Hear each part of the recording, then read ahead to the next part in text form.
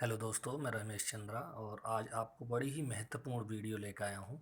जो आप चाहे हाई स्कूल हो, इंटरमीडिएट हो या और भी कोई भी कहीं का भी कोई भी एग्ज़ाम हो, हर एग्ज़ाम में आपको बहुत ही महत्वपूर्ण ये बात है जानकारी पता रहनी चाहिए, जिसके कारण आप अच्छी परसेंटेज आप बना सकते हैं। जैसे सबसे पहले सर्वप्रथम प्रश्न पत्र को भली भांति पढ़ें और समझें। जो प्रश्न आपको ठीक प्रकार से आते हैं, प्राथमिकता के आधार पर उनको क्रम दें।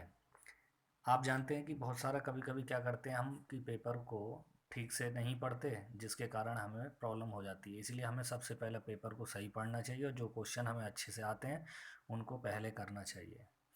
सभी प्रश्नों के उत्तर अवश्य ही लिखें। भले ही आपको किसी प्रकार का कोई प्रश्न है, मान लीजिए जिसका नहीं आपको कुछ भी पता है, तो इसलिए कोई भी प्रश्न हमेशा छोड़ना नहीं चाहिए। ये भी आपके बोर्ड और या एग्ज़ाम के लिए बहुत अच्छी बात है। कोई यदि आप छोड़ देंगे, कोई क्वेश्चन नहीं करेंगे, तो ये समझ लें कि आपको तो जीरो मिलेगा। यदि आप उस क्वेश्चन को अटेम्प्ट करते हैं, कुछ उसका प्रश्न लिखते हैं, तो आपको कुछ ना कुछ अंक मिलेंगे। प्रश्न पत्र कभी कभी ये करते हैं, प्रश्न पत्र हल करते समय घड़ी के समय का ध्यान रखना चाहिए। कभी कभी होता है कि कोई क्वेश्चन तो आपने लिख दिया कि काफ़ी समय लगा दिया उसमें लिखने में, और कुछ समय आपके जो क्वेश्चन और बचे हैं उनके लिए बहुत कम समय रह जाता है। इसलिए हमें घड़ी का भी ध्यान रखना चाहिए, समय का ध्यान रखना चाहिए। हर प्रश्न को ठीक से सॉल्व करना चाहिए और समय का ध्यान रखना चाहिए। प्रश्न पत्र के सभी खंडों के साथ उनके प्रश्न नंबर भी अवश्य लिखें। जैसे कभी कभी मैंने देखा है कि कभी का खा गा घा ही डाल देते हैं, लेकिन प्रश्न का नंबर भी उसके साथ ज़रूर होना चाहिए। जैसे कहीं 5 का करना है तो 5 का या गा करना है 4 का तो 4 का गा, मतलब डालना चाहिए ज़रूर। उत्तर पुस्तिका पर बाईं ओर लगभग 3 सेंटीमीटर का हाशिया अवश्य खींचें, मतलब एक लाइन खींच लें 3 सेंटीमीटर की। और दाईं ओर राइट हैंड साइड में 1 सेंटीमीटर का स्थान छोड़कर ही लिखें। मतलब ये नहीं कि कोने तक लिखते हैं तो कभी कभी कोई शब्द कट जाता है, ठीक से समझ में नहीं आता है। इस बात का भी ध्यान रखेंगे तो नंबर आपके अच्छे गेन होंगे।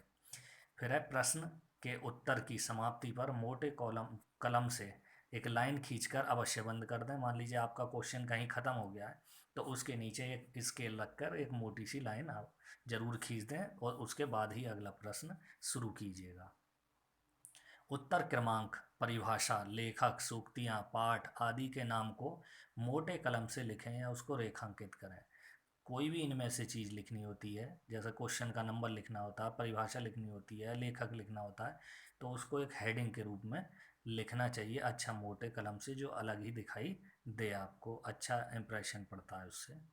उत्तर पुस्तिका में गलती होने पर ओवर राइटिंग ना करें और उसे स्पष्ट रूप से काट कर पुनः लिखें। कभी कभी होता है कि हमें कोई गलती हो गई है तो हम उसी के ऊपर ही लीपापोती करते रहते हैं, जो कि गलत है, फिर वो दिखाई नहीं देता। इसलिए उसको एक सिंगल लाइन से काट दीजिए और उसी को दोबारा से लिख दीजिए, जो भी ठीक है। आंकिक प्रश्न जो न्यूमेरिकल होते हैं उसमें गणना के बाद में उसका जो मात्रक है उसको लिखना ना भूलें ज़रूर, नंबर कट जाते हैं इसी में ही।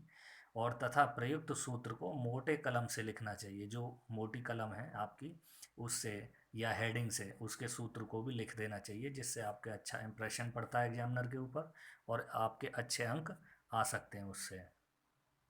प्रश्न का उत्तर सटीक अर्थात उतना ही दें जितना पूछा जाए। कभी कभी ये होता है कि 1 नंबर का क्वेश्चन है, ये 1 वर्ड लिखना था, एक लाइन लिखनी थी, लेकिन हम उसमें आधा पेज, एक पेज लिख दिया, जिससे कि समय आपका खराब हो जाएगा, दूसरे प्रश्नों के लिए समय नहीं रहेगा। इसलिए ध्यान रहे कि जितना प्रश्न जो बात पूछी जाए केवल उतना ही हमें लिखना चाहिए, उतना ही उसका उत्तर देना चाहिए। प्रश्न पत्र को पूरा हल करने के पश्चात कॉपी को ध्यानपूर्वक पढ़ लें। कहीं कोई प्रश्न भूल से छूटा तो नहीं है। यदि छूट गया है तो उस गलती को जल्दी से सुधार करके तुरंत उस क्वेश्चन को हल करें। कभी कभी होता है कि घर आके या पेपर एग्जाम रूम से निकलने के बाद याद आता है कि कोई प्रश्न आपका छूट गया है, इसलिए उस गलती को ना करें। प्रश्न को वहीं आप प्रश्न पत्र को ध्यान से पढ़ लीजिएगा। अपने अंतिम लिखित पृष्ठ पर अपना अनुक्रमांक अवश्य अंकित करें। जहां आप एग्जाम में सब पूरा काम आप ख़त्म कर देते हैं लिखने का, तो सबसे आखिरी पेज पर अपना रोल नंबर ज़रूर लिखना चाहिए। अब ये बड़ी महत्वपूर्ण बात है कि ज्ञान से अधिक आवश्यकता है ज्ञान का परीक्षा में प्रदर्शन कैसे करें।